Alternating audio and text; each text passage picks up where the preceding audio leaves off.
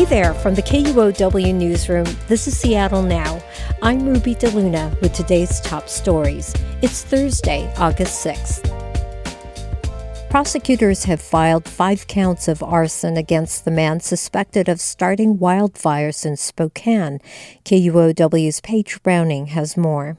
Aaron Farinacci is accused of starting this week's Old Trails fire in Spokane, which has destroyed hundreds of structures, including homes. The 4 additional charges stem from recorded interviews Farinacci had with detectives in which he confessed to starting fires or explosions in both July and August of 2025 and this year.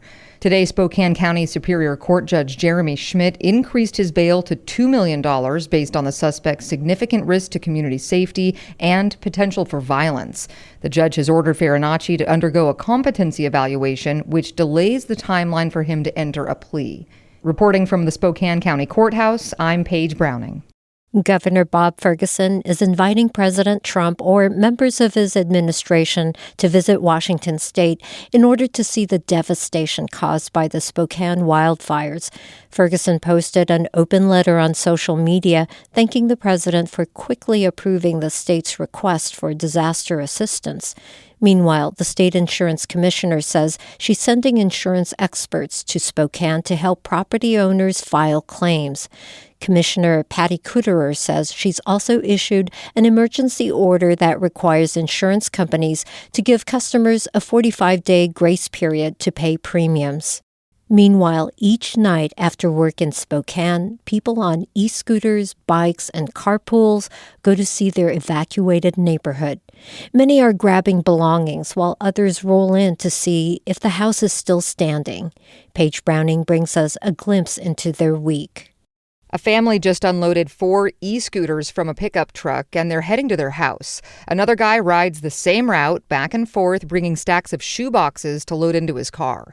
The Indian Trails neighborhood is under a mandatory evacuation because of these still burning fires. Cars are not allowed in or out, but people have found one route they can park at the barricade and either walk or roll up into the neighborhood. I have to park on the outside, ride my skateboard all the way into the car on the inside, and then drive up the hill, park at home. Sam Ritchie has been making the trip a couple times a day. He knows, as does everyone else, it's a level 3 mandatory evacuation zone. Between houses that are still standing, there are piles of rubble and ash where other homes once stood. There are no visible flames on this block, but flare-ups could happen at any time. But after several days, people want access. Only people who can prove their address are allowed past certain barricades, and if they've got a car inside, folks like Stephen Buck are offering rides to others who are making home supply runs. That's just what we have. Everybody's stuck, everybody's hot, everybody's tired, everybody wants to go home, so get them home. Fire officials are watching the weather closely because with a windy Friday and Saturday ahead, fires could take a turn for the worse. In North Spokane, Paige Browning, KUOW News.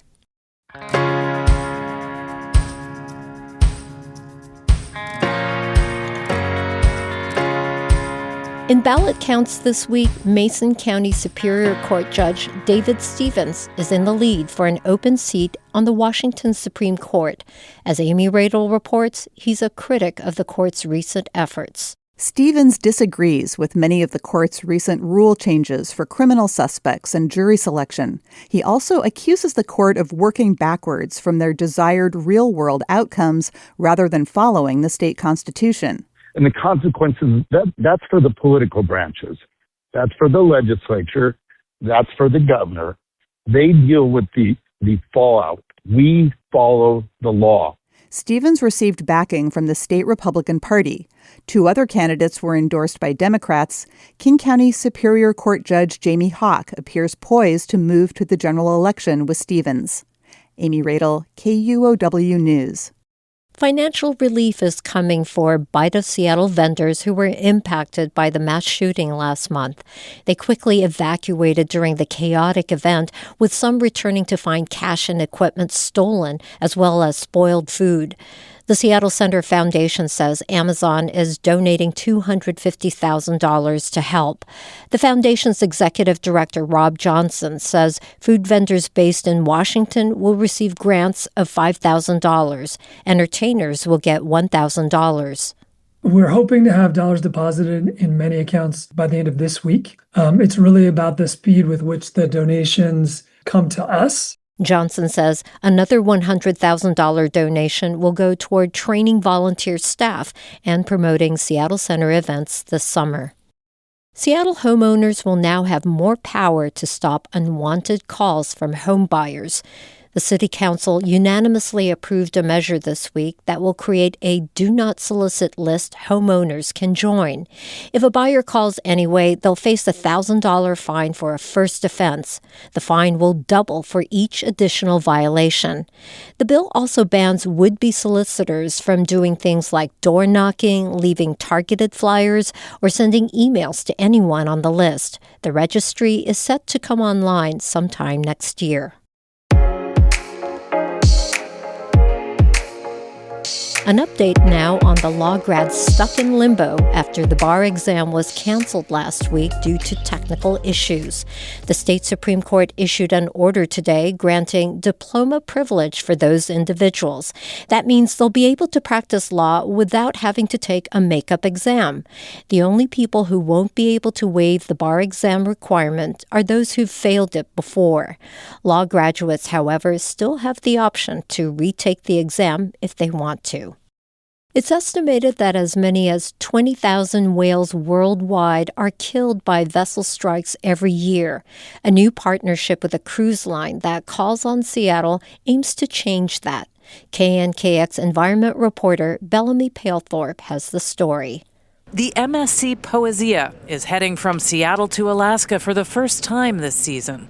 By cruise ship standards, it's pretty small, with 16 decks that carry about 4,000 passengers and crew. Since 2022, MSC officers have been trained on how to detect and avoid whales. That effort is going to the next level now on the bridge of the Poesia. Effectively, this records our GPS signal every second. Maria Snell stands next to a laptop computer wearing a custom-rigged camera that records video through a pair of high-powered binoculars.